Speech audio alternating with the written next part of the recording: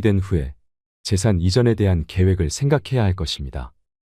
이런 과정에서 세금을 최대한 줄이고 재산 증식으로 인해서 쌓여진 이익에 대한 세금 처리 역시 고민해봐야 한다고 생각됩니다. 셋째는 나의 경제적 능력이 없어졌을 때 누가 나에게 경제 조언을 할 것인가를 생각해봐야 합니다. 내가 경제적 능력이 있을 때는 내가 경제적으로 필요한 것은 내가 번 돈으로 또는 내가 평생 모아온 돈으로 그 필요를 충족할 수 있지만 나에게 경제력이 없어지게 되면 그때는 정말 나에게 필요한 것에 대해서 도움받을 곳이 없을 수도 있기 때문입니다. 네 번째는 내가 몸이 불편하면 누가 돌볼 것인가도 생각해 두어야 합니다. 시간이 흐르면 사람은 늙게 되어 있고 병도 생길 수 있습니다. 단순히 약을 복용하거나 간단한 치료나 수술로 해결될 수 있는 병의 경우에는 큰 어려움이 없을 수도 있지만 거동이 불편해지거나 누구의 도움이 반드시 필요한 상황이 올 경우에는 치명적일 수 있다는 것입니다. 우리도 부모님을 모셔보았고 그리고 경험해 보았지만 가족 중 누군가가 거동이 불편하고 항상 누군가로부터 간호를 받아야 하는 상황일 때는 아무리 자식이라 해도 매일 매 시간마다 도움을 드리는 것은 매우 어렵습니다. 아니, 불가능하다고 보는 것이 더 합당할 것입니다. 왜냐하면 자녀들도 일을 해야 하고 돌봐야 할 가정이 있고 그들의 어린 자녀들이 있습니다. 자녀가 불효자여서가 아니라 현실적으로 할 수 없는 경우가 많습니다. 이때 정말 필요한 것은 결국 돈입니다. 돈이 있으면 그 돈으로 나를 돌봐줄 수 있는 사람을 고용할 수도 있고 치료받으면서 생을 마감할 때까지 자녀들에게 피해를 주지 않으면서 편안히 생활을 할 수 있을 것입니다. 그런데 자녀에게 일찌감치 재산을 줬다면 내가 어렵게 되었다고 다시 달라고 할 수 있을까요? 그래서 내가 몸을 가눌 수 없게 되었을 때 생활에 필요한 부분을 반드시 남겨두어야 합니다. 다행히 생을 마감할 때까지 그 돈을 사용하지 않아도 되었다면 그 몫은 그대로 자녀에게 넘어가도록 해두면 되는 것입니다. 내 스스로 이런 상황을 극복할 수 있는 재정적 준비가 되어 있다면 이는 나 자신은 물론 자녀들에게도 큰 도움이 되는 것이라고 생각됩니다. 다섯 번째는 자녀는 품 안의 자녀일 때 자녀일 수 있다는 것입니다. 자녀를 못 믿고 자녀와 사이가 좋지 않은 가족도 있긴 합니다만 대부분의 사람들은 내 아이들을 믿고 살아갑니다. 그렇기 때문에 내가 가지고 있는 재산을 내가 쓰는 것보다는 어떻게든 아껴서 자녀들에게 넘겨주려고 하시는 분들이 많습니다. 맞습니다. 내가 평생 아껴서 모은 재산, 내가 눈에 넣어도 아프지 않을 아들, 딸들에게 넘겨주는 것을 누가 뭐라 하겠습니까? 내가 쓰는 것보다 아들, 딸들에게 주는 것이 행복한데 말입니다. 그런데 그렇게 사랑했던 아들이 또는 딸이 결혼을 하게 되면 내 며느리와 사위는 내 자녀와 다를 수 있다는 것입니다. 오늘 시작하면서 말씀드렸던 사례가 대표적인 한 예가 되겠습니다. 물론 그렇지 않은 경우도 많습니다. 며느리와 사이가 친딸과 아들 못지않게 행복하게 지내는 가족도 많습니다. 하지만 우리는 모든 것을 최상에다가 초점을 맞춰서 살아갈 수는 없기 때문에 이런 고민을 하는 거라고 생각이 됩니다. 여섯 번째는 자녀 중 불행하게 된 자녀가 생긴다면 대책이 없을 수도 있습니다. 인생을 살면서 우리가 전혀 예측도 못했던, 상상도 못했던 일들이 벌어지고 일어나는 것을 경험합니다. 예전에 한 의대생의 의문의 죽음에 대한 주제의 뉴스가 있었습니다. 우린 이런 유사한 사건을 많이 접하게 되고 또 가족 중에서도 이런 경험을 한 사례가 있을 수 있습니다.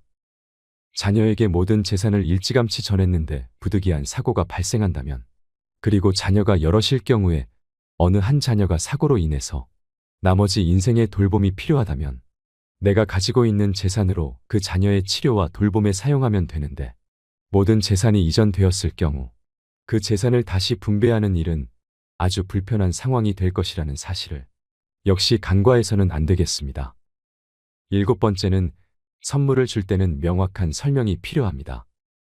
요즘 젊은 부모들은 많이 변했지만 우리 부모들 세대만 해도 생색내며 자녀에게 도움을 주는 것보다는 말없이 자녀들이 이해하겠지 또는 조용히 지원하는 것을 미덕으로 생각하는 경향이 많이 있습니다.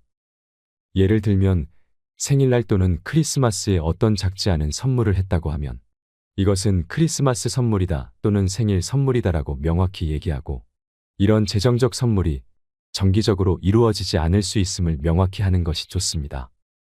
그리고 어떤 지원을 정기적으로 할 경우 재정 상황의 변화에 따라서 중단될 수도 있음을 역시 명확히 전달하는 것이 좋습니다.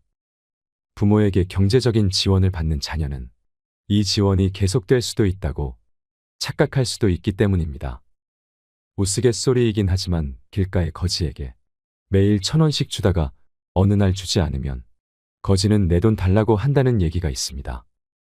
그만큼 지원하는 사람의 마음과 받는 사람의 마음은 아전인수격으로 자신이 편한 방법으로 또는 유리한 방법으로 이해하려고 하는 경향이 있음을 알아야 합니다.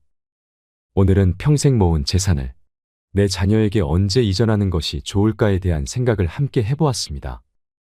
자녀에게 재산을 이전하는 절대적인 좋은 시기를 찾는 것은 쉽지 않습니다.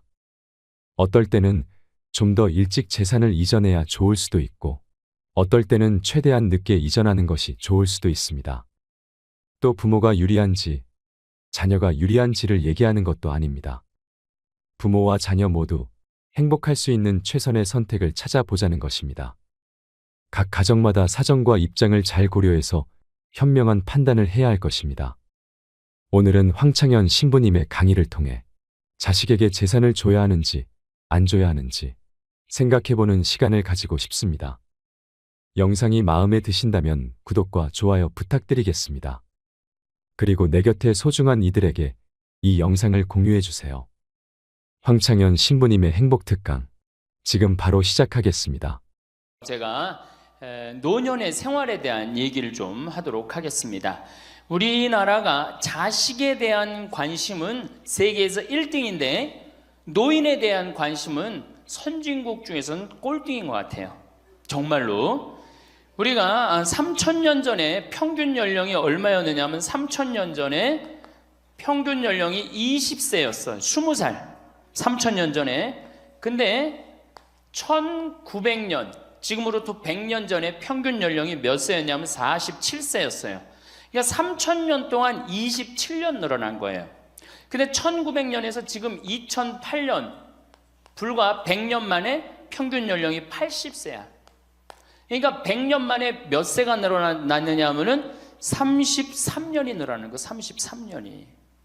그러니까 지금 우리 여기 할머니들, 보통 보면은, 제가 장례 미사에 보면은 대개 92살, 93살 이래요. 우리 여기 주방장 어머니도 얼마 전에 돌아가셨는데 96세 돌아갔어요. 96세. 그러니까 요즘 70쯤 이렇게 돌아가면은 뭐라 그러냐면 아유 빨리 죽었네 그래요. 70쯤 죽으면. 그렇죠? 70쯤 죽으면 빨리 죽었네 그래요. 그러니까 여기 대부분의 분들이, 여기 계신 분들 보면은 이 정말로 재수 없으면 100살까지 다 살 거예요. 여기 있는 분들은 100살까지. 예. 까메서 한번 호구 조사를 한번 해봐야 되겠다. 나 지금 70 넘었다. 손 들어봐요. 70 넘었다. 70은 나이도 아니네 보니까. 80 넘었다 하면 손 들어. 80. 우리 할머니 80 넘었어요? 몇 살이세요? 81? 이 할머니 여기까지 온 근력 보니까 105살까지 살게 생겼네. 예. 아니 81인데 이렇게 정정한데, 근데 여러분들 천지가 그래요. 천지가. 우리가 2006년에 100살 넘은 사람이 몇 명이냐면 1960명이에요. 그러니까 거의 2,000명 됐어요. 2007년에 몇 명? 4,000명이에요. 4,000명. 더블로 늘어나요. 더블로. 일본은 100살 넘은 사람이 3만 명이 넘어요. 3만 명이. 그러니까 옛날에는 연령이 어떻게 돼 있었느냐 하면은 애들이 많았고 어른이 조금이었어요. 그래갖고 뭐 애들은 굉장히 많은데 나를 가면 갈수록 적어갖고 동네에서 60살 넘은 사람은 1명 내지 2명이야. 동네에서. 그러니까 60 환갑 넘었다 그러면 이렇게 지나가다도 환갑 넘은 할머니가 지나가면 절로 고개를 숙였단 말이에요. 어디 옛날에 할아버지 할머니, 환갑 넘은 할아버지 할머니 지나가는데 담배를 펴요. 피다가도 얼른 끄지.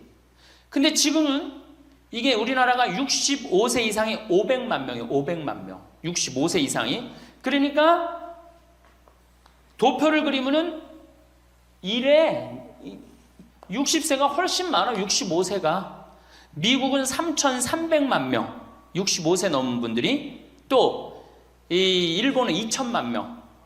그러니까 존경을 하려고 해도 누굴 존경해? 이 수없이 많이 돌아다니는데, 옛날에 하나 둘이어야지 존경을 해야지. 지금은 천지가 할머니 할아버지들인데 누굴 존경해? 누굴 존경해? 그냥 길에 채이는 게 할머니 할아버지인데 존경할 수가 없는 거예요.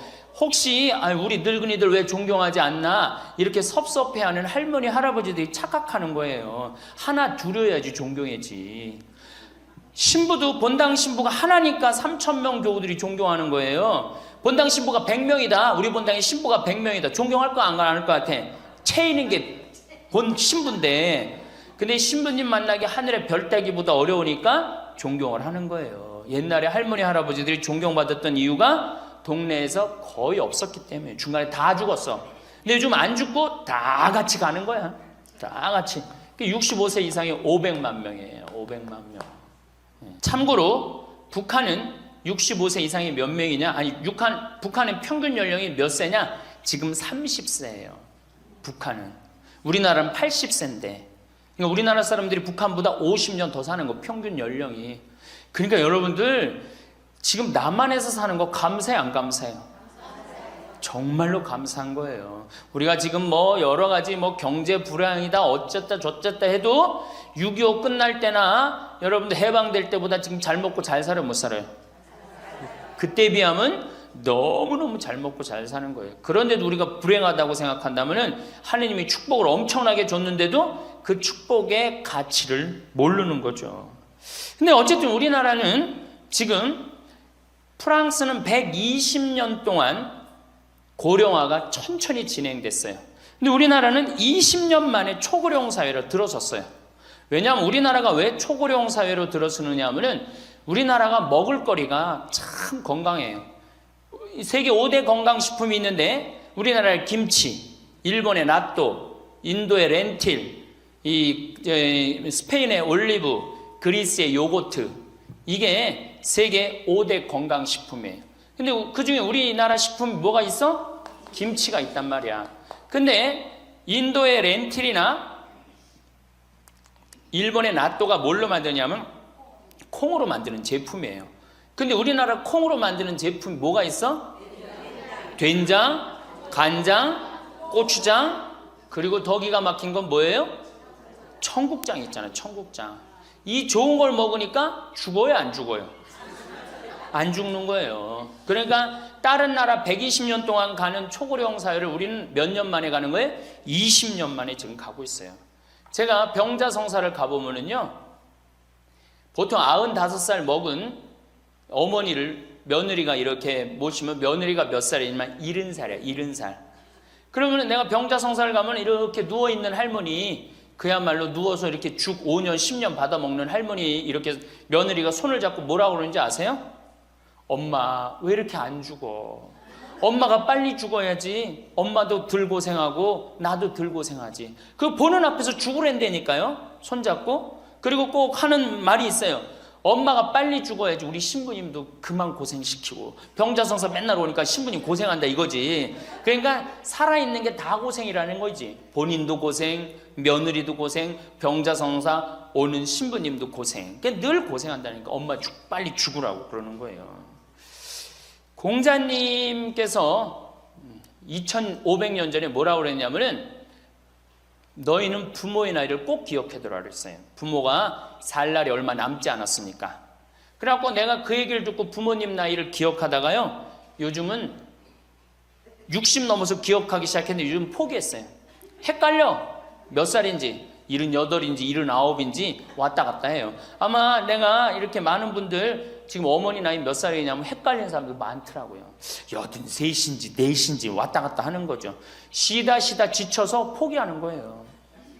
제가 능평성당에 그 봉송체를 갔는데 이 할머니를 92살서부터 봉송체를 다녔는데 이 할머니 기억력이 기가 막혀요. 전달 봉송체 온 날 정확하게 기억해요. 날짜 요일까지. 근데 이 할머니가 내가 할머니 몇 살이에요? 그러면은 89이래. 92인데도 89이래. 93때 가갖고 할머니 몇 살에? 89이래. 95까지 제가 봉송체를 갔거든요. 그때도 물어보면 89이래. 왜 89이라고 그럴 것 같아요? 그렇게 기억력 좋은 할머니가. 미안한 거예요. 너무 오래 살으니까 누구한테 미안해? 자식들한테 미안한 거예요. 자식들한테. 그러니까 지금 이게 우리 현대의 가장 심각한 문제는 뭐예요? 이게 안 죽는 거야. 안 죽는 거. 그럼 왜 안 죽느냐? 이게 의학이 발달해 갖고요. 죽을 만하면 살려 갖고 오고, 죽을 만하면 살려 갖고 오고. 그래서 죽고 싶어도 죽지도 못해요, 지금. 1920년에 페니실린이 개발이 됩니다. 세계대전이 끝나고 난 다음에 페니실린이 보편화돼요. 페니실린 나오기 전에는 조금만 상처만 나도 죽었어요. 아물지 않으면. 안에 골마도 다 죽었어요. 근데 페니실린 나오고 난 다음부터 어떻게? 상처 나도 안에 골마도 페니실린 한 방만 넣으면 다 낫는 거예요. 전염병이고 뭐고. 그러니까 이제 안 죽기 시작한 거예요. 또 MIT 공대 아이들이 20세기의 최고의 발명품을 뭘로 아느냐면 칫솔로 봐요. 칫솔. 20세기 최고의 발명품. 그러니까 칫솔 나오기 전에 옛날에 여기 할머니들, 동네 할머니들, 50된 할머니들 이빨이 몇 개나 남아 있었어요. 여기 하나, 그러고 뻥 뚫렸잖아요. 그렇죠? 그래갖고 그냥 옛날에 합죽이 굉장히 많았죠. 이빨이 없으니까. 그리고 왜 옛날에는 이빨이 칫솔도 없었지만 왜 이빨이 이렇게 성하지 않았어요? 애를 7, 8, 10 놓으니 그거 애 놓으면서 힘쓰느냐고 잇몸 다 물러나고 이빨 빠지는 거예요. 근데 요즘 애도 안 놓지. 칫솔로 하지. 그러니까 이빨이 하나 둘이면은 50쯤 되면 이빨이 다 빠져요. 이빨이 하나 둘이면 어떻게 해요? 하나 둘이면 죽밖에 못 먹어요. 50살 넘어서 죽 먹기 시작하면은 아무리 죽 먹고 오래 살아도 10년 이상 못 버팁니다. 그 옛날에 환갑을 못 넘겼던 거예요. 근데 요즘 칫솔이 있어갖고 이빨이 온전한 할머니들 천지예요. 또 요즘은 의술이 발달해갖고 어떻게? 치과에 가갖고 틀니 다 해놓지. 또 이 해놓지. 요즘 또 임플란트까지 하지. 그러니까 이빨이 그냥 80이 돼도 다 튼튼한 거야. 이빨이 튼튼하니까 일주일에 한 번씩 고기를 꼭꼭 씹어 먹는 거예요. 죽 먹던 시대하고 고기 먹는 시대하고는 이건 틀리는 거예요. 매일 단백질을 공급해 주니까 죽어요, 안 죽어요? 안 죽는 거예요. 그래서 지금 어떻게? 굉장히 오래 사시는 거예요. 그리고 요즘 또 어떻게? 옛날에는 운동이 어딨어. 옛날에는 밭에 나가서 일하고 그냥 늘 힘들게 살았잖아요. 그러니까 옛날에는 맨날 나가서 고생하고 이빨 없지. 그러니까 어떻게? 그러니까 빨리 죽는 거예요. 근데 요즘은 건강식품 먹지, 운동하지, 헬스하지, 수영하지. 이게요, 이래서 얼마나 오래 사는지 몰라. 저 뒤에 계신 분들, 지금 40대, 50대 되신 분들 손 들어보세요. 40대, 50대 되신 분들, 여러분들은 120살까지 살아. 120. 정말이에요. 여러분들은 120살까지 삽니다. 그러면 여러분들 지금 몇 년 남은 거야? 70년 남은 분들 많아요, 지금. 지금 자식이 문제가 아니라 누가 문제야? 여러분들이 문제예요, 지금. 자식 걱정할 때가 아니에요, 지금. 70년이면 작은 시간이에요? 70년이면 엄청나게 긴 시간이에요. 이 70년 동안 뭐하고 살 거냐? 이거 진짜 고민해야 돼요.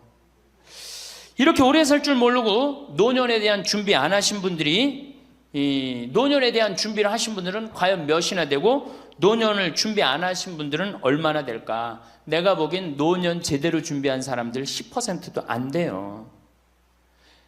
우리는 노년을 어떻게 준비하면 된다고 생각했어? 자식 하나 잘 키우면은 노년 준비 잘한다고 생각하고 있는 거예요. 근데 우리나라가 이 자식 교육에 맹목적이죠. 맹목적입니다. 이 세계에서 자식한테 이렇게 맹목적인 나라 없어요, 세계에서. 그러면은 우리 할머니들, 할아버지들이 왜 자식 교육을 맹목적으로 시켰느냐? 1900년도에 조선이 무너져 버려요. 그렇죠? 1900년도에 조선이 무너져 버려요. 그럼 조선 무너지기 전에 500년 동안 양반 상놈이 있었어. 그러니까 양반하고 상놈이 있었는데, 여기 계신 분들 뭐 다 지금 족보 있다고 그러죠?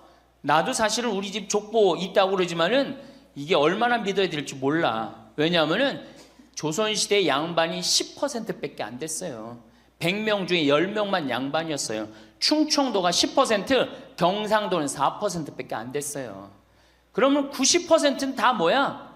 상민이야, 상민. 노예든 노비든 뭐 백정이든 전부 다 서름 받고 살았어요. 옛날에 노비가 얼마나 서름을 받고 살았느냐면은 말을 타고 지나가다가도 양반 집을 지나가면은 양반 이 담이 시작되는 곳에서 말에서 내려야 돼요. 말 타고 양반 못 지나가요. 그러면은 말 타고 말을 끌고 가다가 양반 담이 끝나는 데서 다시 타고 갔어요. 만약에 그냥 말 타고 지나가다가 걸리면은 멍석마리로 맞았어요. 그러니까 그냥 수백 년 동안 서러웠던 게 1900년대 순식간에 무너져 버렸어. 양반, 상놈, 계급이 무너져 버렸단 말이야. 이제 뭐만 하면 출세할 수 있어? 공부만 하면 출세할 수 있었던 거예요. 공부만. 그러니까 그냥 공부만 하면 판검사 되면 모든 게 이제 내 원한, 그동안 수백 년 동안 쌓였던 원한 한을 다 풀 수 있다. 그래갖고 이제 나는 못 먹어도 논 팔고 소 팔고 정말 나 먹고 싶은 거 쓰고 싶은 거 못하는 한 있어도 누구는 교육시켜? 자식은 교육시키겠다 이거. 자식은. 그러니까 그냥 있는 돈 없는 돈 팔아서 마련해갖고 여러분들 어떻게 했어요? 자식 공부를 시킨 게 바로 여러분들 세대예요. 여러분들이 정말로 내가 이렇게 오래 살 줄 모르고 자식 하나 출세시켜갖고 그동안 수백 년 동안 서름을 다 날려버리겠다. 그래갖고 우리나라가 교육률이 세계에서 최고로 높았던 거예요. 근데 지금 젊은 사람들은 왜 그러는지도 모르고 지금은 무조건 그 전통을 이어받아갖고 자식한테 미쳐서 교육을 시키는 거고, 지금 젊은 사람 30대 40대는 할머니 할아버지들 세대는 그 서름을 날려버리고 싶어서 자식을 교육을 시켰던 거예요. 그렇게 이렇게 있는 돈 없는 돈 다 들여갖고 자식을 출세를 시켰어. 출세를 시키면 호강할 줄 알았는데 자식이 출세하면은 호강합니까 안 합니까?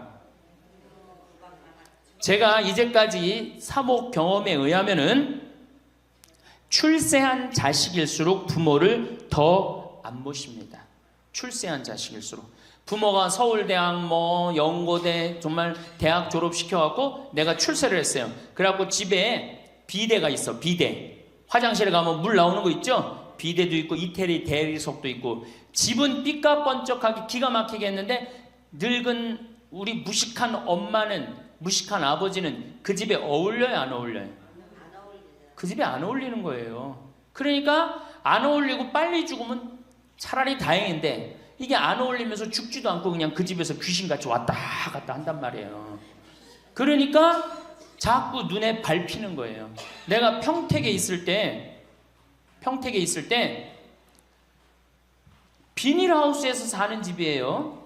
아 근데 이 집에 할머니 한 분이 사는데 파출부가 와서 밥을 해주는 거예요. 파출부가 밥 해주고 빨래 해주고 할머니 뒷바라지를 다 해주는 거예요. 그리고 집에 갈 때는 바깥에서 문을 잠고 가는 거예요. 신기한 거예요. 어떻게 저런 일이 벌어지느냐. 또 봉송체도, 성당 다녀오고 봉송체도 하고. 알고 봤더니 아들이 서울에서 100억대 재산가야. 집은 정말 으리으리한 집이야. 근데 그 무식한 할머니가 그 집에 어울려요 안 어울려요? 안 어울리는 거야. 그러니까 이건 그래도 그 자식이 양심은 있어갖고 엄마는 내다버릴 수는 없고, 그러니까 서울에서 평택에다가 비닐하우스를 져갖고 파출부 하나 있어. 거기다 갖다 놓고 그냥 내다버릴 수는 없고 어떻게 그냥 그렇게 모시는 거예요. 그랬더니 내가 어느 노인대학에 오신 분들한테 이 강의를 했더니 할머니 한 분이 그런 얘기를 안 버린 게 다행이다 그러는 거예요. 그걸로 만족하는 거예요. 안 버림을 당하는 것만 해도 다행이라고 그러는 거예요. 이게 기가 막힌 정말로 시대에 우리가 살고 있죠. 여기 우리 할머니 할아버지들 내 자식이, 특히 아들 자식, 내가 이 아들에 대한 아주 그 혐오감이 있는데, 아들 자식 출세시키면은 내가 호강할 것 같죠? 가만히 생각해봐요.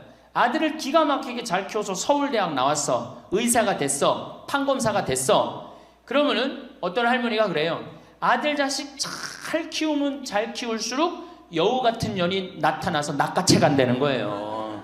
예, 아들 자식을 잘 키우면 잘 키울수록 여우 같은 년이 나타나서 낚아채 간다는 거예요. 근데 가만히 생각해보니까 그 말이 맞는 것 같아요. 왜? 아니 의사하고 판검사면은 이쁘고 귀하게 자란 집 딸이 낚아채 갈 거 아니야. 다 그렇게 결혼하지 않아요? 그럼 그걸 어떻게 해? 그냥 자식 뺏기는 거예요. 그래서 딸을 둘 놓으면 금메달, 아들 하나 딸 하나 놓으면 은메달, 아들만 둘 놓으면 목메달이에요. 그래서 아들만 둘 놓으면 목메달이에요. 여기 얼마 전에 굉장히 재미난 통계가 나왔어요. 아들은 늙은 부모를 54% 구박한대요. 아들은 늙은 부모를, 며느리가 14% 구박한대요. 딸이 11% 구박한대요. 그러니까 아들 하나 딸 하나 있으면 늙어서 구박을 얼마나 받아? 55% 구박 받는 거야. 그렇죠? 근데 아들만 둘이면 어떻게 되는 거야? 곱하기 2 하면 되는 거예요. 여기다가. 그럼 몇 퍼센트 구박받아? 108% 구박받는 거예요. 그러니까 아들 있다고 좋아하는 시대는 끝났다. 아들 있다고 좋아하는 시대는. 그리고 잘 키운 아들일수록 누가 나타나서 낚아채 간다?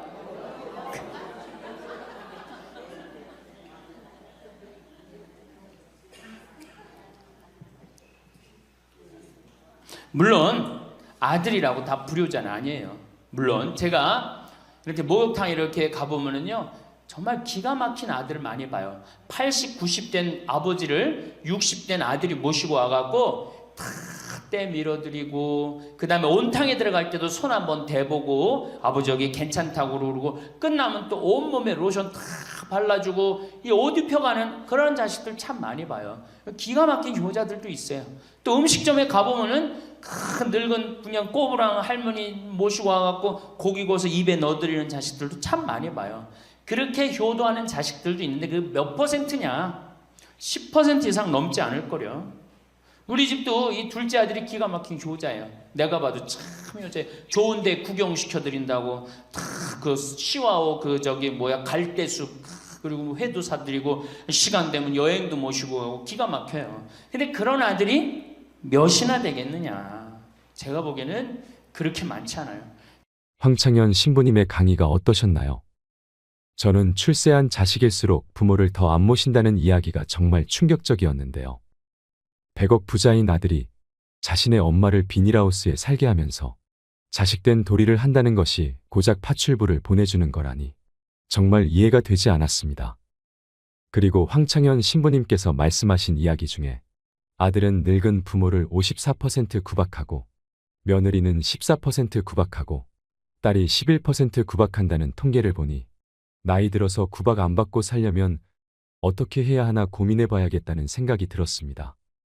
이럴 때 내 재산이라도 있으면 구박 안 받고 당당하게 살 수 있지 않을까 하는 생각도 들었습니다. 여러분은 자식에게 재산을 물려주는 것에 대해 어떻게 생각하시나요? 황창현 신부님께서는 자식한테 물려줄 생각하지 말아라고 합니다. 여러분들이 만약에 70살에 다 살았다고 생각하고 자식들한테 재산을 물려주는 순간 여러분들은 자식 잃어버리고 재산 잃어버리고 인생 잃어버리는 거라고 말하십니다. 70살에 자식들한테 재산을 주면 자식이 계속 용돈 주고 찾아올 것 같은지 되묻습니다. 용돈도 안 주고 찾아오지도 않는 것이 현실이라고 하죠. 10월 2일 노인의 날에는 불효자 방지법이 발의가 됐다고 합니다. 불효자 방지법을 들어보셨나요?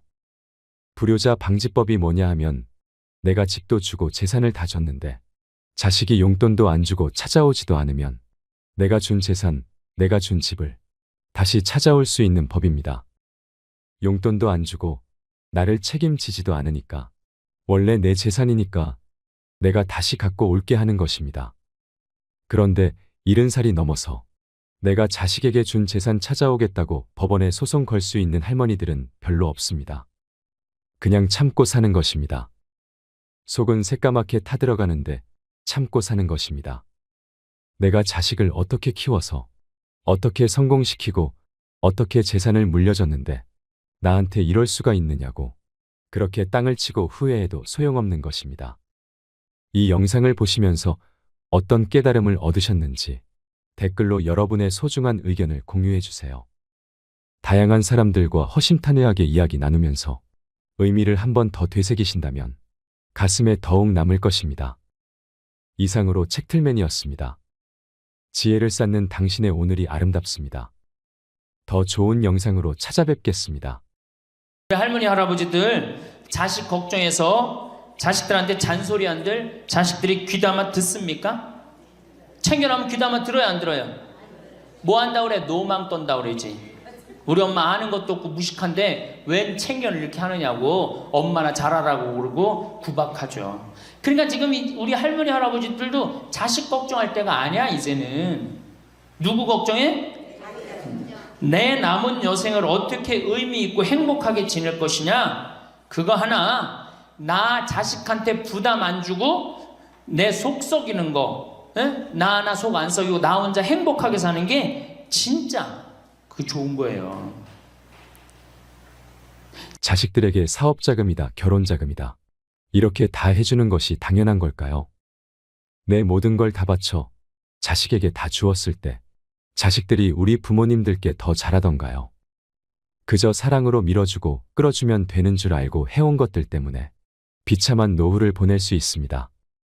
이렇게 다 퍼주고 자식에게 기대감을 갖는다면 나중에 자신만 큰 상처를 받을 수 있습니다. 사람은 빨리 배신하는 자와 늦게 배신하는 자가 있을 뿐이라는 말이 있습니다. 자식도 그 예외가 아닙니다. 자식을 지원해 주는 것은 당연한 것이 아닙니다. 이 모든 것을 당연하다고 여겼다면 지금 당장 그 생각들을 버리셔야 합니다. 자식에게 금전적으로 지원해 주지 마세요. 아니, 평소부터 애초에 돈이 없다고 말하시는 편이 낫습니다. 철저하게 자신의 재산을 숨기세요. 이왕이면 자식이 어릴 때부터 숨기는 것이 좋습니다. 이미 말을 했다면 이건 내 노후 자금이니 내 노후 자금은 넘볼 생각하지 말라고 솔직하게 얘기하세요. 어릴 때부터 아들아 너는 이 집을 물려줄게, 딸아 너는 내가 가진 주식을 물려줄게와 같은 구두 약속도 절대 하지 말아야 합니다. 그러면 자식들은 그 말을 철석같이 믿고 열심히 살지 않다가 나중에 부모가 말을 바꾸기라도 한다면 부모를 원망하게 될 수도 있습니다. 재산을 알려주면 어쩔 수 없이 아무리 효자 효녀여도 그 돈을 의식하지 않을 수 없게 됩니다. 마치 그 돈이 이미 자기 거인 듯. 뭔가 돈이 필요한 일이 있을 때 부모가 지원을 안 해주면 부모에게 서운하게 되는 것입니다. 모르는 게 약이라는 말이 있듯이 차라리 모르게 해야 합니다. 부모는 이미 자식이 자신의 재산이 얼마인지 알고 있는 이상 자식이 무언가를 하겠다고 했을 때 금전적인 지원을 안 해주기가 힘든 상황이 생길 수 있습니다. 행여 자식이 서운해할까 또 돈을 지원해주고 이런 악순환에 빠지다 결국 자식에게 내 노후 자금까지 갖다 바치는 상황에 놓이게 되는 것입니다. 이렇게 부모가 이것저것 해주다 보면 절대 한 번으로 안 끝나고 계속되게 됩니다. 또한 그렇게 어려서부터 받는 것에만 익숙해진 자녀들은 부모에게 계속 받으며 살려고 할 것입니다. 부모에게 손 벌리는 것이 가장 쉽고 편한 게 되어 버렸기 때문입니다. 황창현 신부님께서는 우리나라 부모들이 잘못하고 있다고 합니다. 자식을 잘못 키우고 있다고 합니다. 너무 맹목적인 사랑을 하면서 그게 교육인 줄 잘못 알고 있다고 하지요. 자식이 인생을 살아가면서 힘든 것도 배우고 즐거운 것도 배우고 보람도 느껴야 되는데 공부만 잘하면 돼, 공부만 잘하면 돼 하면서 잘하다 보니 자기만 알고 잘한 놈이 된다고 합니다. 이렇게 이기적으로 잘한 놈이 이타적으로 살 확률은 아주 적습니다. 황창현 신부님의 행복 특강을 통해 자식을 망치는 부모가 되지 않으려면 어떻게 해야 하는지, 혼자서도 행복하게 잘 살려면 어떻게 해야 하는지를 생각해보는 시간이 되시길 바랍니다. 영상이 마음에 드신다면 구독과 좋아요 부탁드리겠습니다. 그리고 내 곁에 소중한 이들에게 이 영상을 공유해주세요. 제가 비산동에서 보좌 신부할 때 고해성사 들어보면 맨 자식 욕하는 할머니들 천지였어요. 맨. 우리나라가 자식에게 이 사교육비로 쏟아붓는 돈이 세계 1등입니다. OECD 국가 경제개발협력기구 국가 중에 1등이에요. 1등. 올해도 자식한테만 사교육비가 얼마 들어가? 20조 원을 쏟아넣었어요. 공교육비 말고 학교 가는 학비, 책값 이런 거 말고 학원 보내고 과외시키는 것만 20조 원을 쏟아놓은 거예요. 이게 정신 나간 거죠. 이렇게 있는 돈 없는 돈 쏟아서 자식한테 쏟아 붓는데 늙은 부모 안 찾아가기로 세계에서 1등이 어디예요? OECD 국가 중에 우리나라가 1등이에요. 엄청나게 받았는데 그거 부모한테 되돌려줘요? 안 되돌려줘요? 되돌려주지 않아요. 이게 받아만 한 자식은요 줄 모릅니다. 받아만. 근데 우리나라 부모님들이 교육을 정말 잘못하는 게 뭐예요?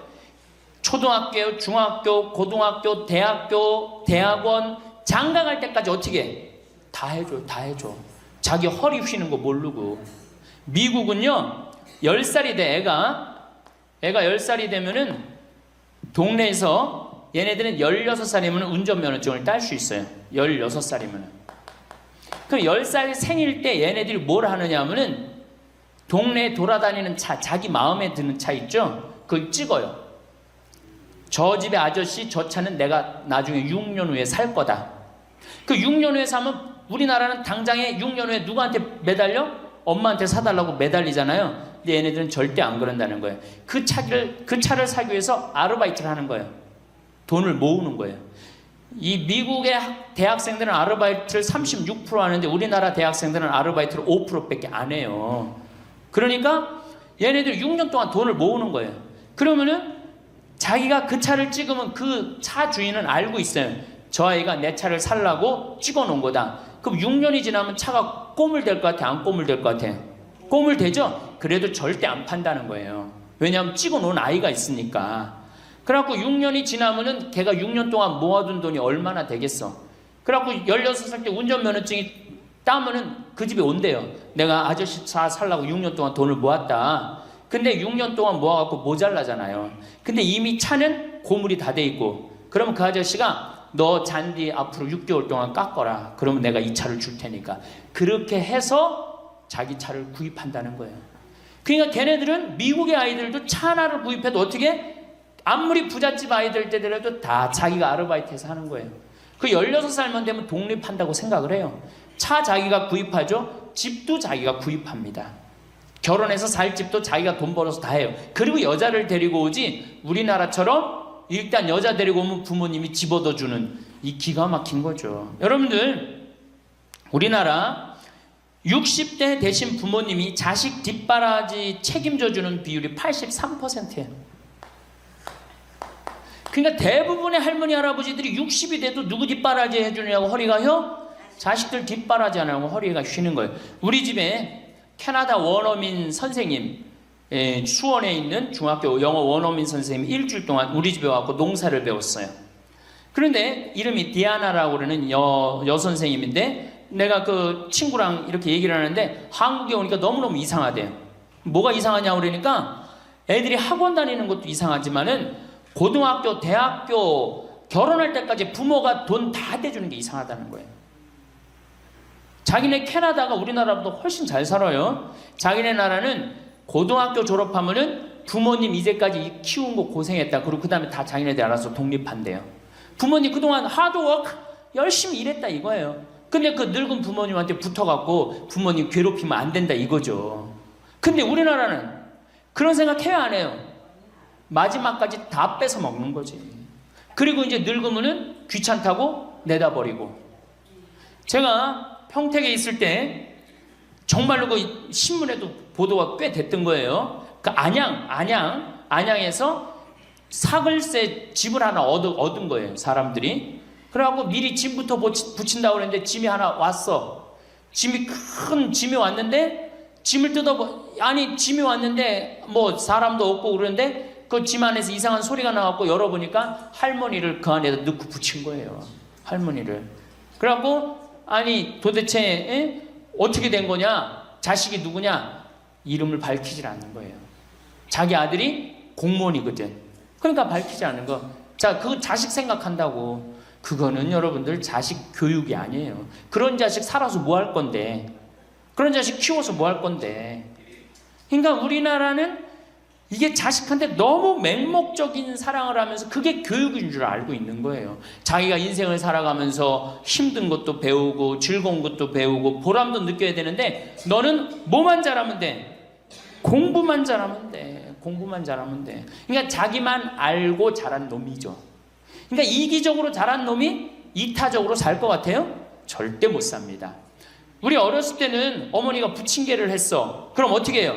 이 집에도 갖다 줘라, 저 집에도 갖다 줘라. 그러면서 동네 돌아다니면서 이 갖다 주는 재미, 그러면서 나누는 것도 배우잖아요. 요즘 애들이 그런 애들이 어디 있어요? 아파트 문 닫으면 끝인데. 그렇게 자라는 애들이 남을 생각할 것 같아요? 어떻게 해서든지 4배만 채우면 되는 걸로 자란지. 저는 요즘 텔레비전에서 우리나라 지금 정책 결정할 때 너무 답답한 결정들이 굉장히 많이 나와요. 어떻게 저런 결정을 할까? 국민들 생각을 하는 걸까? 안 하는 걸까? 그런데 그 결정하는 애들이 다 누구야? 초등학교 때 공부 잘하고 중학교, 중고등학교 공부 1, 2등 하고 서울대학 가고 행정고시, 외무고시 이런 거 다 합격한 애들이 결정한 거예요. 자기만 알고 자란 애가 결정하는 거예요. 내가 하버드대나 몇몇 대학에 들어가는 그 활동 그것도 써준 적이 있는데 그 들어가는 애들 걔네들은 뭘 제일 중요하게 여겨요? 봉사활동. 사회봉사활동을 얼마나 잘했느냐. 그러니까 1년, 2년 세계로 돌아다니면서 봉사활동하는 거예요. 근데 우리는 봉사활동도 다 어떻게? 다 거짓말로 꾸며갖고 들어가는 거예요. 예. 여기 그렇게 써달라고 오는 사람들도 많아요. 예. 그리고 봉사활동 오겠다고 그러고도 약속 어기는 사람들도 많아요. 정말로 그렇게 해갖고 자식을 키우면은 뭐 할 건데요? 83%가 60세에 책임을 지는데 70세에 돼갖고는 몇 퍼센트가 책임지느냐 하면은 64%가 자식을 책임져요. 70이 됐는데도. 그런데 일본은 9%, 70이 돼갖고 자식 책임지는 부모는 9%예요. 홍콩이 11%. 그러니까 우리나라 50% 할머니 할아버지들은 늙어 죽을 때까지 누구한테 뒷바라지하다 죽어요? 자식 뒷바라지하다 죽어는 이걸 문서 없는 노비라고 그래요. 문서 없는 노비야. 완전히 죽을 때까지 노예야, 노예. 그러니까 그렇게 하시면은 안 됩니다. 이제 여러분들 인생을 사셔야 돼. 자, 효도가 사라진 시대예요. 이제는 부모가 애절해야지 효도를 하지. 부모가 내가 부모가 없으면 내가 정말로 이게 안 되겠구나 이래야 되는데 지금 내가 50, 60이 됐는데도 부모가 살아있어 안 살아있어요? 50, 60이 돼도 부모가 살아있어요. 내 몸 하나 건사하기 힘든데 누구까지 책임져? 80, 90된 어제 성당에서 교육을 받으러 왔는데 자기 부모 살아있는 분 손들어 보니까 많더라고요. 몇 살이냐니까 100살이래. 100살. 그래갖고 자식들이 어떻게 됐냐고 그러니까 자식들이 먼저 죽었대요. 너무 오래 살으니까 자식 앞세우는 할머니들도 굉장히 많아요. 100살. 100살이래요. 요즘 90 넘는 거는 아주 쉬운 일이에요. 웬만해야지 효도할 거 아니야. 먼저 죽는데, 모시다가 먼저 죽는데. 조선시대만 하더라도 부모님을 그저 10년만 정성스럽게 모시면 부모님이 알아서 돌아가 주셨어요. 알아서 돌아가 주셨어요. 그런데 요즘 부모님들은 20년을 모셔도 30년을 모셔도 돌아갈 생각을 안 하는 거예요. 100살을 산다면 거의 50년을 모셔야 되는 거예요. 그러니까 자식들이 부모 모시다 지치는 거예요. 자식들이 부모 모시다 지치는 거예요. 김병에 효자 없다는 말뿐만 아니라 오래 사시는 늙은 부모님한테도 효자 없게 되어 있습니다. 생각해 보십시오. 내 나이가 70이 다 됐는데도 내 몸 하나 건사하기도 힘든데 100살 된 부모님 모시는 거 쉬운 일이 아닌 거예요. 제일 좋은 건 뭐예요? 내가 늙어 죽을 때까지 자식한테 의지하지 않고 살다가 돌아가실 때는 꼴까닥 죽어버리는 거야. 돌아가실 때는. 그러니까 지금 자식하고 같이 붙어서 산다 이런 생각 꿈도 꾸지 마시고 그냥 나 혼자 살다가 어떻게 죽을 때 꼴까닥 죽으면 되는 거. 죽을 때 신부님 그래도 자식이 내 임종은 봐야 되지 않느냐. 임종은요 부모님 조선시대에 또 그 전에 한 평균 연령 37세 40세 때 자기 부모님 돌아가시는 거 못 보면 한이 됐어요. 그렇죠? 근데 지금 임종 볼 필요 없어요. 볼 만큼 봤어. 아주 지겹게 봤어. 뭐 임종까지 봐요. 그냥 주무시다가 꼴까닥 돌아가시는 게 제일 좋으신 거예요. 이 꼴가닥 돌아가시는 방법은 내가 이제 세 번째, 네 번째 시간에 알려드리도록 하겠습니다. 시민이 어떻게 꼴가닥 돌아가는 방법이 있습니까? 방법이 있어요. 꼴가닥 죽는 방법이 있어요. 우리 옛날에 뭐라 그래? 요즘 뭐라 그래? 9988이라고 그러죠? 99세까지 팔팔하게 살아라. 이 방법이 있어요. 이건 제가 이제 말씀을 드릴 거예요. 환갑, 진갑 다 찾아 먹네. 그러면 진짜 오래 살았다는 얘기죠. 환갑은 몇 살 때 환갑 잔치를 해요? 60에 하죠. 그 다음에 진갑은 61. 진짜 오래 살았다고 그래서 진갑이야. 61만 살아도 진짜 오래 살아. 근데 요즘은 고희 70. 그렇죠? 그 다음에 희수 77, 미수 88, 백수 99. 이거 잔치하는 사람들 천치예요. 천치. 자식 하나 대학 졸업시키는데 드는 돈이 약 3억 정도 들어가요. 3억. 내 자식 둘을 졸업시켰다. 그럼 얼마가 들어가? 6억이 들어가. 6억. 셋을 졸업시켰다. 9억이 들어가. 9억. 그럼 늙어서 내가 정말로 풍요롭게 쓰는데 돈이 얼마 정도면 필요하냐면 5억에서 10억 정도예요. 그러니까 내가 자식 대학만 안 보내면 어떻게? 내가 풍요롭게 쓸 수 있는 거예요. 저 뒤에 계신 젊은 분들 대학 보낼 생각하지 마세요. 여러분, 우리나라가 고등학교 졸업해갖고 대학교 들어가는 게 83%가 고등학교 졸업하는 아이들이 대학 가요. 우리나라보다 훨씬 잘 사는 일본이 고등학교 졸업하고 대학 얼마 들어가? 50% 들어가요. 그 다음 유럽이 대학 졸업하고 30% 들어가요. 우리나라는 고등학교 졸업하면 아무나 진짜 공부하기 싫은 놈이나 꼴통이나 문제 일으키는 놈 아니면 다 대학 가는 거야. 다 대학 가요. 일본은 할 만한 놈만 가는 거예요. 일본은. 유럽은 진짜 똑똑한 놈만 가는 거예요. 그래서 독일은 대학 졸업하면 문패에다 대학 졸업했다는 표시를 써놔요. 그만큼 대학 졸업하는 게 힘든 거예요. 근데 우리는 아무나 대학 졸업 다 해요. 아무나. 그 좋은 대학 가면 몰라. 머리는 완전히 그냥 정말로 돌머리인데 그냥 무슨 지방 제3대학, 4대학 나왔고 취직을 해요? 올해 여러분들 100명 졸업한 중에 취직 몇 명 했어? 3.8명에서 3.8명. 96명이 취직을 안 하고 놀고 있어요. 대학원 졸업했겠다. 손에 기름 묻히긴 싫겠다. 엄마 아버지 등 뜯어먹고 살고 있는 거예요. 아까 얘기했잖아. 83%가 60이 돼도 자식 책임진다고. 대학 졸업하고 취직을 해야지 자기 구실을 할 거 아니야. 차라리 대학 졸업하고 취직도 못할 양이라면 어떻게 하는 게 좋아요?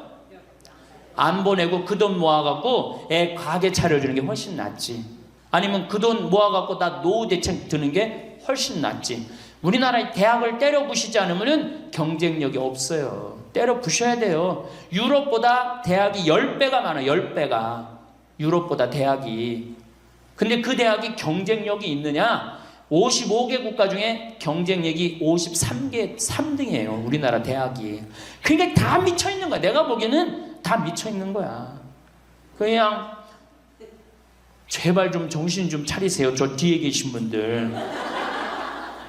앞으로 몇 년 남아있어요? 70년 남아있어요. 있는 돈 없는 돈 자식한테 쏟아낼 게 아니에요. 우리 할머니 할아버지들 자식 걱정해서 자식들한테 잔소리한들 자식들이 귀담아 듣습니까? 챙겨나면 귀담아 들어야 안 들어요? 뭐 한다고 그래? 노망 떤다 그러지. 우리 엄마 아는 것도 없고 무식한데 웬 챙겨를 이렇게 하느냐고 엄마나 잘하라고 그러고 구박하죠. 그러니까 지금 우리 할머니 할아버지들도 자식 걱정할 때가 아니야. 이제는 누구 걱정해? 내 남은 여생을 어떻게 의미 있고 행복하게 지낼 것이냐. 그거 하나. 나 자식한테 부담 안 주고 내 속 썩이는 거, 나 하나 속 안 썩이고 나 혼자 행복하게 사는 게 진짜 그 좋은 거예요. 제가 외국 여행 다녀보니까 선진국에서 돈 쓰는 사람들은 다 할머니 할아버지들이에요. 백화점에서 양장 사 입고 양복 사 입는 분들 다 누구야? 할머니 할아버지들이에요. 내가 뭐 프랑스 파리 쌍젤리제 거리, 그 다음에 이탈리아 나보나 광장 이런 데 다 다녀보잖아요. 밤에 누구만 돌아다녀요? 할머니, 할아버지들만 돌아다녀요.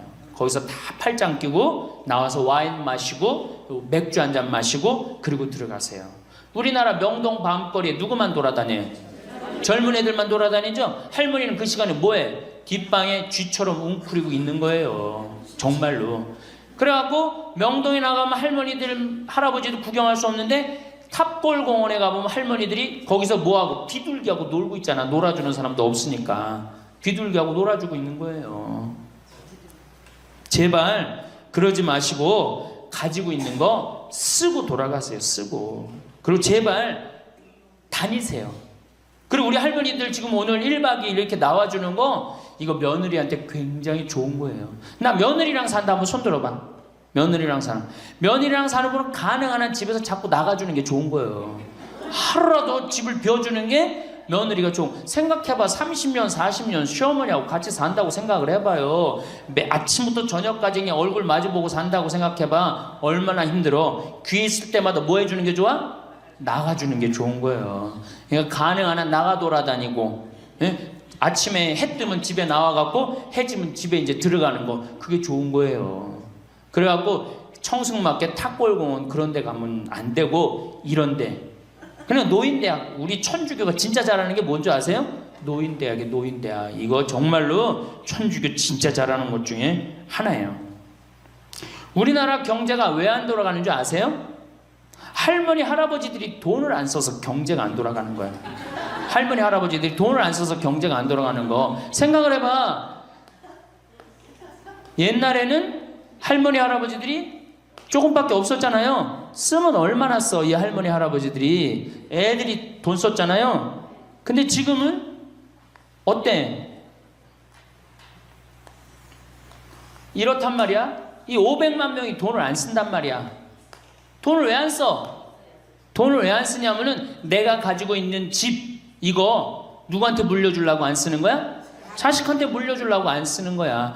이거 은행에다 맡기고 이거 쓰면은 우리나라 경제 돌아갈 것 같아? 안 돌아갈 것 같아요? 팍팍 돌아갑니다. 팍팍. 할머니들이 여행도 많이 다니고 옷도 많이 사고 맛있는 것도 많이 사고 사 먹고 그러면 경제 팍팍 돌아가. 아 근데 이 500만 명이 돈을 깔고 뒷방에 딱 그냥 눌러 앉아서 안 쓰네.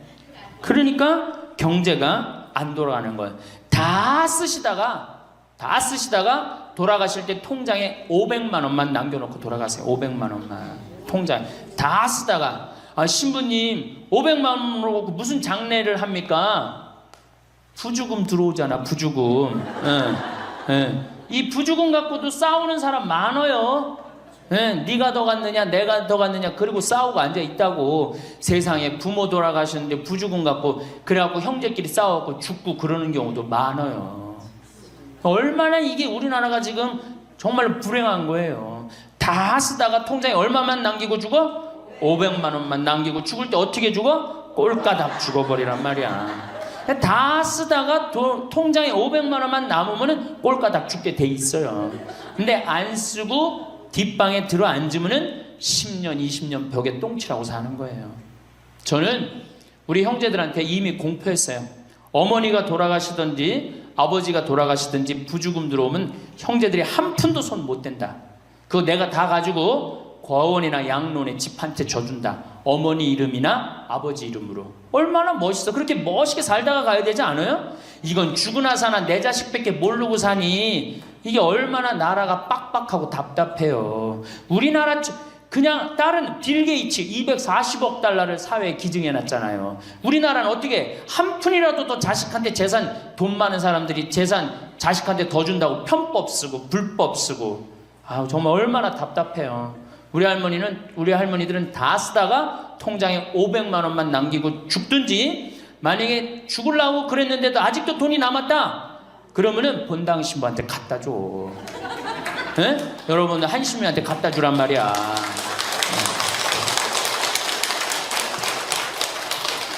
박수 치는 거 보니까 갖다 줄 의사가 있나 본데? 제발 자식한테 주는 게 절대 훌륭하게 사는 게 아니에요. 자식들은 지가 알아서 살고 나는 마지막에 이제 하느님한테 빌려 썼으니 하느님의 영광을 위해서 가난하고 어려운 이웃을 위해서 희사하고 가는 거예요. 그렇게 살아야지 우리나라가 복지국가가 되고 선진국가가 되는 거예요. 부자 부모가 돌아가면은 국가 재산의 반은, 본인의 재산의 반은 국가가 갖고 와 써보지도 못하고, 나머지 반은 네가 더 갖느냐 내가 더 갖느냐 형제끼리 싸워갖고 원수가 돼갖고 서로 만나지도 않아요. 예, 만나지도 않아요. 근데 가난한 집 부모가 돌아가면은 이제 우리 부모 돌아갔으니까 우리밖에 안 남았다, 서로 나눠 가질 것도 없으니까 싸우지도 않고 어떻게 우애가 더 좋아진단 말이에요. 그걸 누가 만들어? 여러분들이 결정하는 거예요. 지금 아까 물어보니까 뭐 4억 5억 아파트 한 채 뭐 4억 5억, 야, 그 돈 남겨놓으면 자식이 좋아할 것 같아요? 서로 원수됩니다. 원수돼요. 그러니까 다 쓰다 돌아가세요. 냉면 먹고 싶으면 큰아들이 사줄래나 둘째 아들이 사줄래나 막내딸이 사줄래나 여름 내내 기다렸는데 한 놈도 와서 안 사줘. 그 억울해 안 억울해? 아니 냉면이 얼마나 한다고? 5,000원이면 사 먹잖아요. 그럼 내 돈 주고 내가 가서 사 먹으면 되는 거를 큰아들이 사줄래나 둘째 아들이 사줄래나 막내딸이 사줄래나 그걸 기다려. 그렇게 청승을 떨고 살아요. 내가 가서 내가 사 먹으면 되는 걸. 근데 평생 나를 위해서 써봤어 안 써봤어? 이젠 써보세요. 나를 위해서 쓰는 연습을 하세요. 그래야지 나라 경제가 돌아가는 거예요. 나무는 뿌리가 썩으면은 나무는 튼튼하지 못해요. 열매는 맺을 수가 없어요. 근데 우리나라는 지금 뿌리 썩어요 안 썩어요? 노인이라는 뿌리, 부모라는 뿌리가 썩잖아요. 그러니까 나무가 튼튼하겠어요? 열매가 튼튼하겠어요? 이 열매들 내가 보기에는 요즘 중고등학교 젊은 애들 다 썩었다고 표현하면 좀 과할지 모르지만 내가 보기엔 96%는 대학까지 졸업하고도 놀고 앉아 있어요. 그러니까 제발 여러분들 그렇게 하지 마시고, 그렇게 할 양이라면 차라리 내가 남은 인생 이제까지 자식 고생시켰고 자식 공부 안 하냐고 고생했죠. 그렇죠? 그 다음에 노동해내냐고 고생했지. 이제 65세 넘어서 인생이 휴가 기간 아니야. 휴가라면 휴가를 멋있게 쓰다가 죽어야 될 거 아니에요. 이제 우리 할머니 할아버지는 휴가 아니야 지금? 휴가죠? 휴가라 오늘 여기 1박 2일 동안 온 거 아니에요 여기 지금? 그렇죠? 근사하게 살다가 멋있게 살다가 죽을 때는 통장에 500만 원 남겨놓고 죽을 때는 어떻게? 꼴가닥. 감사합니다. 황창현 신부님의 강의가 어떠셨나요? 영상을 보신 분들 중에는 나는 이렇게까지 해줬는데 자식들은 왜 내가 해준 만큼 해주지 않지라고 생각하며 자식과의 관계가 파탄에 이른 부모님들도 있을 것입니다. 물론 이것을 자식 탓으로만 보기는 어렵습니다. 요즘 강남 아파트들 중에서 빚 없이 산 집이 없다고 합니다. 전세집을 구하러 다니다 보면 그렇다고 하는데요. 그 이유가 예전에 무리한 대출로 집을 산 사람들이 있어서이기도 하지만 돈 많은 할아버지 할머니들이 집을 두어 채 사두시고 자식들에게 하나씩 물려주려다 생긴 일이라고 합니다. 하지만 이렇게 할 경우 세금이 문제가 되기에 작년쯤 하나 두 개 정도는 증여를 많이 하셨다고 합니다. 그렇게 자식들 이름으로 넘겨주니 자식들이 다니던 회사를 관두고 다른 사업한다고 증여받은 집을 대상으로 담보대출을 받았답니다. 이외에도 아버지 공무원 연금으로 빚잔치한 아들 이야기가 있습니다. 이 아들은 그 귀하디 귀한 아버지 연금을 빌리기 전에 자기가 나중에 돈을 벌어 부모를 다 모시겠다고 말했답니다. 결과는 어땠을까요? 당연히 아들은 그 약속을 지키지 않았습니다. 사람 욕심이란 게 참으로 무섭습니다. 이런 경우 말고도 내 노후 자금을 탈탈 털어 2억을 현금으로 주면서 결혼시킨 집도 있고 여러 가지 안 좋은 케이스들이 많습니다. 부모야 자식을 생각하는 마음에, 그리고 자식이 좀 더 쉽고 편하게 살라는 마음으로 그러시겠지만 그런 좋은 마음이 오히려 자식에게는 독이 될 수도 있습니다. 그러다가 부모 자식 간에 싸움이 나기도 한답니다. 하지만 이게 한편으로는 다 부모가 자식을 경제적으로 독립시키지 못해서 생긴 일이 아닌가 싶기도 해서 답답한 마음이 들기도 합니다. 부모님들께 감히 말씀드립니다. 자식들을 향한 맹목적인 애틋한 마음은 그만 접어두시고 힘들게 산다 하더라도 너무 주지는 마세요. 돈 벌기 어려운 거 알아야 부모 돈도 어려운 줄 안답니다. 저는 이것에 100% 공감합니다. 자립심을 길러주지 않고 돈만 주게 된다면 그 돈 소중한 줄 모르고 막 쓰고 다니다가 계속 부모에게 손 벌리는 경우가 부지기수입니다. 혼자서도 행복하게 잘 살려면 우리는 다음과 같은 것들을 준비해야 합니다. 첫째로, 우리는 혼자 있을 때도 할 수 있는 취미가 필요합니다. 할 게 없으니 다른 사람에게 관심이 가고 의존하게 되는 것입니다. 할 게 있다면 오히려 내 삶을 즐기기 바빠 자식들이나 다른 사람의 연락이 귀찮아질 수도 있습니다. 그만큼 하루를 재밌게 살 수 있습니다. 만약 자식들이 아니라 이런 취미 생활을 같이 할 수 있는 친구들이 있다면 더 만족한 삶을 살 수 있습니다. 둘째는 경제력입니다. 돈이 없다면 이런 취미를 만드는 것도 힘들어지게 되고 뭘 하려고 해도 할 수 있는 것이 없어지기 때문에 경제력은 굉장히 중요한 요소 중 하나입니다. 이러한 이유 때문에 더더욱 내 재산을 다 퍼주며 자식에게 지원을 해주지 않는 것이 현명합니다. 사실 나이가 들수록 돈을 벌기가 힘들어질 수도 있습니다. 그렇기 때문에 한 살이라도 젊을 때 모은 돈들을 자식에게 주지 말고 잘 아껴가며 생활하는 것도 중요합니다. 세 번째는 건강입니다. 건강하지 않다면 사는 것이 서러워집니다. 건강은 노후에는 필수적인 요소이며 앞으로도 많이 강조를 드리려고 합니다. 건강해야 취미도 만들고 하고 싶은 것을 할 수 있습니다. 건강은 아무리 강조해도 지나침이 없습니다. 우리 부모님들 아무리 힘든 일이 있더라도 꼭 건강만큼은 챙기셨으면 좋겠습니다. 오늘은 자식에게 기대지 않고 노후에 행복하게 지내는 법에 대해 이야기를 드렸습니다. 부모님들은 내가 낳은 자식은 절대 배신 안 할 거라고 하지만 이렇게 자식에게 내 인생이 좌지우지되게 놔두는 것보다 내가 혼자서도 잘 사는 방법들을 조금씩 연습해 보면 어떨까요? 이상으로 책틀맨이었습니다. 지혜를 쌓는 당신의 오늘이 아름답습니다. 더 좋은 영상으로 찾아뵙겠습니다. 한 잔 따라 드리면서 할아버지 왜 밥 새끼를 집에서 먹느냐? 한 끼 노인정 가서 먹어라. 아니, 노인정 가서 친구들하고 고스톱도 치고 바둑도 두고 그러면 치매도 안 걸리고 그렇게 전심 한 끼 나가서 먹으면은 며느리도 아침 다 상 치고 난 다음에 학부형도 만나고 친구들도 만나고 아니 며느리가 무슨 징역 사는 것도 아니고 아침 점심 저녁 세 끼를 다 차려줘야 되니 얼마나 힘드냐. 그랬더니 이 할아버지가 저한테 화를 내는 거예요. 신부님 난 노인정 가기 싫다는 거예요. 아니 왜 노인이 노인정 가기 싫으냐. 그랬더니 이 할아버지가 저한테 명언을 했어요. 무슨 명언을 했냐면 형들이 심부름을 시켜서 가기 싫다는 거예요. 그래서 노인정 가기 싫다는 거예요. 얼마 전 하나투어에서 난리가 났다고 합니다. 96살 먹은 할아버지가 배낭여행을 신청한 것입니다. 하나투어에서 이 사태를 어떻게 해야 하나 고민하다가 할아버지한테 전화를 했습니다. 할아버지 96세는 배낭여행이 안 됩니다.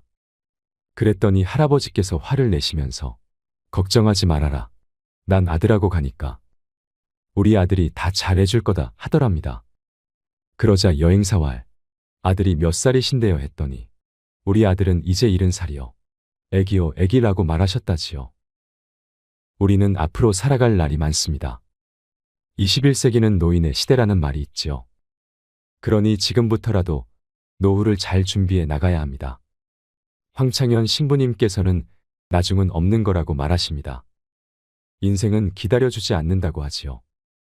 나중에 언제 쓰려면 언제 써. 지금 써야 돼 라고 말하십니다.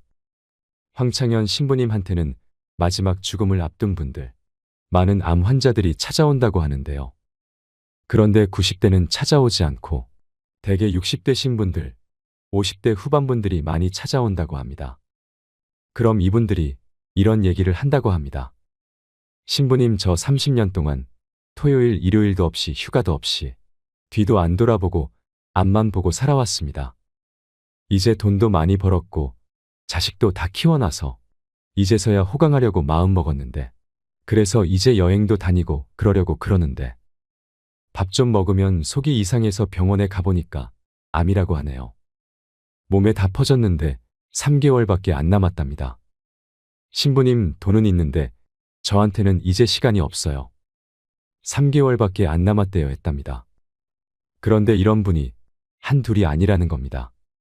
그래서 그분들이 마지막으로 하는 얘기가 뭐냐 하면 젊었을 때 그럴 수 있었는데 젊었을 때 여행 다닐 수 있었고 젊었을 때 좋은 일 할 수 있었고, 젊었을 때 쉴 수 있었는데, 왜 나한테 그렇게 가혹하게 했는지 모르겠다고. 그렇게 바보같이 살다가 결국 암으로 세상을 떠난다고 그러면서 신부님 강론이 그전에는 구구절절이 안 들어왔는데 암에 걸려보니까 왜 신부님이 갈비 먹고 싶으면 지금 사 먹으라고 얘기하는지 이제 알 것 같다고 말하며 눈물을 흘렸다고 합니다. 그런 분들에게는 더 이상 시간이 없습니다. 그래서 인생은 기다려주지 않는다고 하나 봅니다. 노후의 후회로 눈물을 흘리는 분들을 보면서 우리는 참 많은 걸 깨달을 수 있습니다. 이 영상을 보고 계신 여러분들도 내게 주어진 매일의 시간을 오늘이 내일 같고 내일이 오늘 같고 무료하게 그렇게 허비하면서 살지 않으셨으면 좋겠습니다. 오늘을 뜨겁게 사세요. 오늘을 행복하게 사세요. 황창현 신부님의 행복특강을 통해 인생의 지혜, 노년의 지혜를 찾는 시간이 되시길 바랍니다. 영상이 마음에 드신다면 구독과 좋아요 부탁드리겠습니다. 그리고 내 곁에 소중한 이들에게 이 영상을 공유해 주세요. 21세기는 여성의 시대입니다. 여성이 깨어나야 정말로 우리 사회가 건강해지고 우리 나라도 건강해지고 가정도 건강해지고 교회도 건강해집니다. 근데 여성들이 깨닫지 못하는 게 있어요. 지금 내 자식을 잘 키우면 늙어서 호강할 거라는 무의식 속에 착각이 있습니다. 또 하나는 내가 이루지 못한 꿈을 자식이 이룰 수 있을 거다, 이루어 줄 거라는 착각을 해요. 그런데 자식이 10살까지만 자식이라고 그래요. 10살 넘어서부터는 뭐예요? 자기 의견이 있고 자기 생각이 있고 자기 주장이 있으면서 떠나가기 시작하죠. 떠나가고 계속 떠나가는 거예요. 끝까지. 나이를 먹으면 먹을수록 가까워지는 게 아니라 어떻게 돼요? 나이를 먹으면 먹을수록 점점 멀어지는 게 자식입니다. 그러니까 21세기에 이 노인의 시대가 이제 도래를 했습니다. 불란서는 120년 만에 고령화 사회로 진입을 합니다. 근데 우리나라는 26년 만에 진입을 해버려요. 무슨 얘기냐? 지금 50, 60, 70대 되신 분들 이제 안 죽고 그대로 가는 거예요. 네. 그냥 불란서는 120년 동안 고령화 사회가 되면서 조금 죽었다가 보충되고 죽었다 보충되면서 조금씩 늘어났는데 우리는 그대로 이제 안 죽으면서 그대로 다 같이 가는 거예요. 이게 큰일이죠. 그럼 왜 안 죽느냐? 칫솔하고 페니실린 때문에 안 죽는다고 그래요. 칫솔. 이 칫솔이 나오기 전에는 이들이 다 상하니까 먹지 못하니까 빨리 죽잖아요. 근데 지금은 칫솔이 있어갖고 보통 60, 65살까지 가고 그 다음에 또 이제 해 느니까. 그러니까 안 죽는 거예요. 영양 잘 공급되겠다. 페니실린이 있어갖고 뭐 병 들면 금방 고치겠다. 안 죽는 거예요. 얼마나 안 죽느냐? 지금부터 제가 하는 얘기를 잘 들으시기 바랍니다. 제가 경기도 광주 능평 성당에 본당 신부로 있을 때 87살 먹은 루시아 할머니가 있었어요. 근데 이 할머니가 6.25 때 남으로 넘어왔어요. 근데 6.25 때 남편이 세상을 떠났어요. 그리고 아들 둘을 서울대, 고대, 상경대학을 졸업을 시켰어요. 혼자서 이렇게 아들들을 둘 다 은행장을 하고 있고 얼마나 할머니가 출세를 했어요. 그런데 이 할머니하고 아들 출세한 건 전혀 상관없어요. 이 할머니가 77부터 방에 들어누웠어요. 그러니까 10년 동안 방에 들어놓으면 무슨 생각밖에 안 들어요. 외롭고 정말로 아침부터 밤중까지 가만히 들어놓여 있는데 무슨 삶의 낙이 있겠어요. 살 만큼 살았는데. 그러면 내가 이제 할머니 손을 꼭 붙잡고 뭐라고 그러냐면, 할머니 걱정하지 마세요. 내가 성당 가서 어떻게 좀 해볼 테니까 걱정하지 마세요. 제가 그렇게 이제 할머니하고 공동체를 한 6개월 동안 했는데 6개월 만에 아들이 밤에 전화가 왔어요. 신부님, 우리 어머니 돌아가실 것 같다는 거예요. 왜 그러냐 그러니까 화장실에서 넘어져갖고 갈비뼈 2대가 부러진 거예요. 근데 이 할머니가 87인데 몸이 말랐어요. 갈비뼈 2대 부러지면은 그 나이에 똑 부러졌다 그러는데 거의 즉사예요. 80 넘어갖고 뼈 부러지면 뼈가 안 붙어서 죽는 경우가 되게 많거든요. 그래서 내가 이제 병자 가방을 들고 쫓아갔어요, 할머니한테. 그랬더니 할머니가 막 숨을 몰아쉬더라고요. 그래도 제가 보좌 신부를 16,000명, 13,000명 이런 데 보좌 신부도 하고 본당 신부도 한 4,000명, 5,000명 해갖고 하도 병자 성사를 많이 해갖고 딱 보면 알아요. 3개월 갈 거다, 한 달 갈 거다. 그래서 내가 아들한테 그래요. 한 3개월 갈 것 같으니까 3개월 정도 준비하라. 그럼 3개월에 어김없이 딱 가는 거예요. 근데 그 할머니를 딱 보는데 그날을 못 넘기겠더라고요. 그래서 이제 할머니 손을 붙잡고 할머니 나하고 오늘 못 넘길 것 같으니까 나하고 총고해성사 하자. 할머니 하느님이 열심히 믿었고 좀 아들들 훌륭하게 잘 키웠고 매일 그렇게 묵주기도 했으니까 내 생각에는 할머니 직천당이다.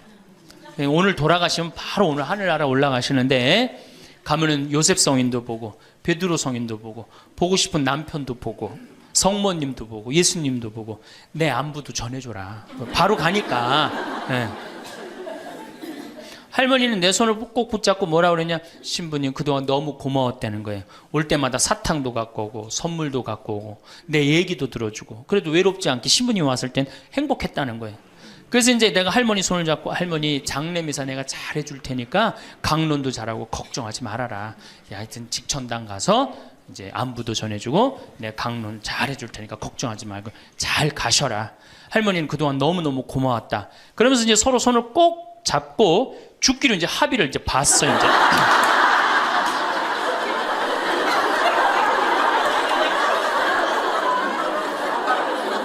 그래갖고 이제 본당에 와갖고 연령회장한테 연락을 했어요. 우리 그 루시 할머니 돌아가실 것 같으니까 빨리 가서 임종경 해라. 그 사무장한테는 내가 이제 내일 아무래도 장례가 나을 것 같으니까 장례 준비를 해라. 이제 그리고 이제 기다리는데 일주일이 돼도 연락이 없고 2주일이 돼도 연락이 없는 거야. 한 달 만에 다시 봉송체 신청이 들어왔어요. 그래서 내가 가갖고 할머니한테 그래서 할머니 어떻게 된 거냐. 우리 살아서 안 보기로 하지 않았느냐. 근데 왜 살아있느냐. 그랬더니 할머니가 우리 아들들이 어머니 돌아가시면 안 된다고 삼성의료원에 데려다가 그걸 붙여갖고 온 거예요. 그래서 그때 이제 할머니가 이제 방에 누워갖고 그전에는 화장실이라도 다녔는데 이제는 이게 부러졌으니까 2년 동안 화장 못 가고 오줌똥을 며느리가 받아냈어요. 그 며느리도 참 착한 며느리죠. 90살이 됐어요. 이런 부활 때 돼갖고 내가 이제 봉송체를 나갔는데 할머니가 일어나서 나온 거예요. 날 마중을 나왔어요. 그리고 하시는 말씀이 신부님 이제 좀 일어나 다닐만 하다는 거예요. 이게 지금 가두션찬을 판국인데 일어나 다닐만 하다. 92살이 됐는데 이 할머니가 내가 성당을 줬는데 성당 어떻게 줬는지 구경하고 싶다고 이게 이불을 뒤집어 쓰고 성탄 전야미사에 나왔어요. 이제는 안 죽어요. 여러분들 정말로 내가 보통 이게 30년을 한 세대로 봅니다. 그렇죠? 그 60까지 결혼 30에서 60까지 정말 오래 사는 거예요. 근데 요즘은 이제 90까지 한 남자하고 60년을 살아요. 살만해요? 한 남자하고 한 여자하고 한 남자하고 부부로 만나서 딱 30년 사는 게 가장 맞대요. 그래서 그걸 30년을 한 세대로 보는 거예요. 근데 이게 더블로 사네. 한 남자랑. 저는 생각 잘했죠. 장가 안 가고 혼자 사는 게 정말 좋은 거예요.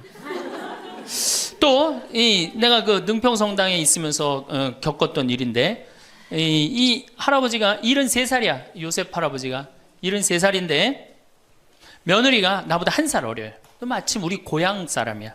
그래서 아주 참 내가 이뻐했죠, 마음으로.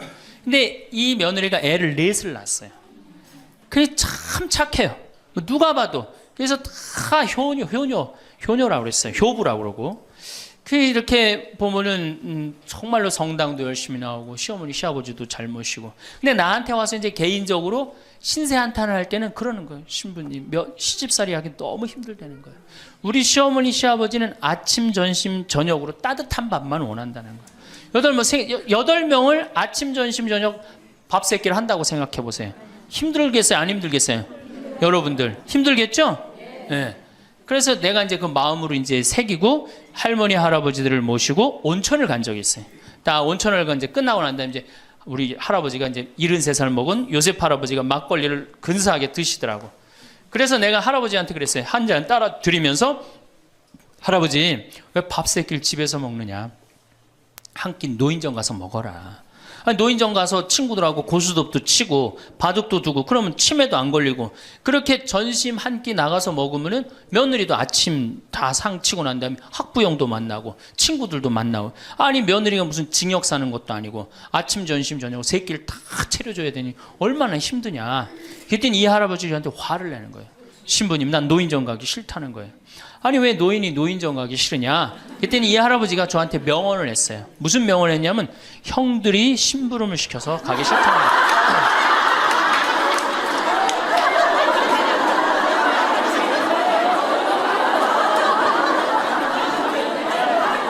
아니 무슨 73세 형들이 심부름을 시키냐. 그랬더니 아 신부님 모르는 소리 하지 마세요. 자기가 딱 나타나면은 술 받아와라 라면 끓여라 그런다는 거예요. 그래서 노인정 가기 싫다는 거예요. 제가 그때 너무 충격을 받아갖고 벌써 5년 전 얘기예요. 수원에 있는 아버지한테 가서 물어봤어요. 아버지 노인정 가세요. 그때 아버님이 73이셨어요. 아버님 노인정 가세요 안 가세요? 그랬더니 안 간다고 화를 내시더라고. 아니 왜 노인정 집에는 우리 어머니 아버지만 살고 자식들은 한 1km 반경에 떨어져서 살거든요. 아, 왜 안 가시냐고 그랬더니 우리 아버님 하시는 말씀이 형들이 청소시켜서 가기 싫다.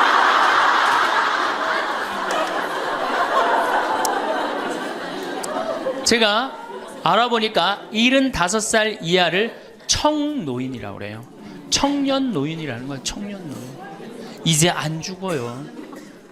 제가 여기 3년 전에 수원 고등동 성당에 95살 먹은 할머니가 오셔갖고 래프팅 하고 가셨어요. 배 타는 거 있죠?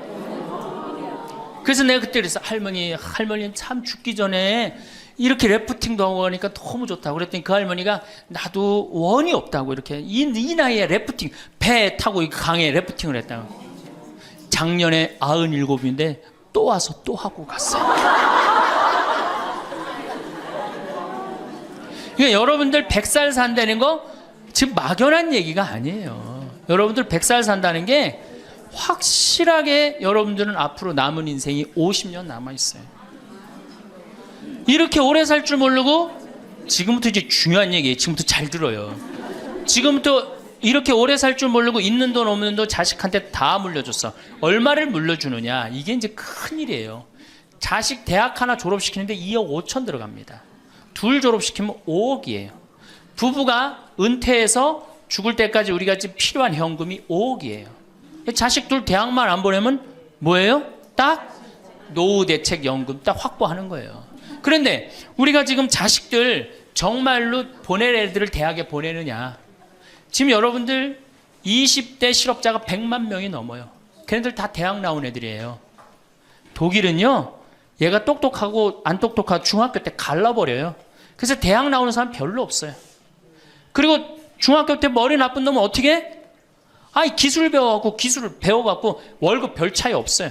근데 우리는 돌머리든 돌머리가 아니든 다 대학을 가잖아요.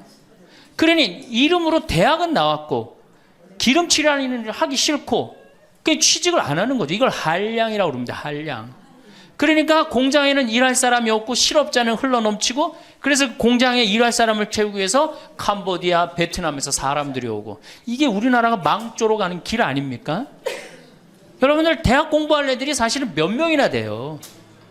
그러니까 내가 깡통이야. 깡통인지 안 깡통인지 여기 지금 젊은 엄마들 꽤 왔는데 딱 보면 알아요 몰라요? 알죠? 내가 정말로 1등을 하는 애인지 꼴등을 하는 애인지 금방 드러나잖아요. 여러분들이 포기를 못해서 그렇지. 이 깡통한테 있는 돈 없는 돈 다 쏟아붓어. 그래갖고 이 깡통이 천재가 되면 모르는데 겨우 원사만 넣으면 되는 대학을 나왔단 말이야. 그래갖고 취직을 못해. 그래갖고 놀고 있어. 근데 중요한 건 내 주머니가 이 깡통한테 쏟아 넣느냐고. 내 주머니가 뭐가 됐어? 깡통이 됐어. 이 집 뭐 하는 집안이에요? 깡통 차는 집안 되는 거예요. 생각 잘 하셔야 됩니다. 태양은 두 번 아름다워요. 뜰 때 아름답고 질 때 아름다워요. 근데 태양은 제가 뜨는 태양을 아주 구름 한 점 없는 뜨는 태양을 보면 뜰 땐 후딱 떠버려요. 이상하게. 근데 질 때 보면은 참 하얘 험 없이 져요. 우리 인생하고 똑같아요. 우리도 태어날 때 귀한 대접을 받고 죽을 때 귀한 대접을 받아야 돼. 근데 태어날 때는 후딱 뜨는데 이게 죽을 땐 60부터 죽지도 않으면서 하염없이 진단 말이에요. 그러니 여러분들 이렇게 돈도 안 모아놓고 죽지도 않고 이 문제 심각하지 않아요? 황창현 신부님의 행복 특강이 어떠셨나요? 유튜브로 황창현 신부님의 강연을 한 번이라도 접하신 경험이 있으신 분들은 황창현 신부님의 매력에 빠져나오지 못하실 텐데요.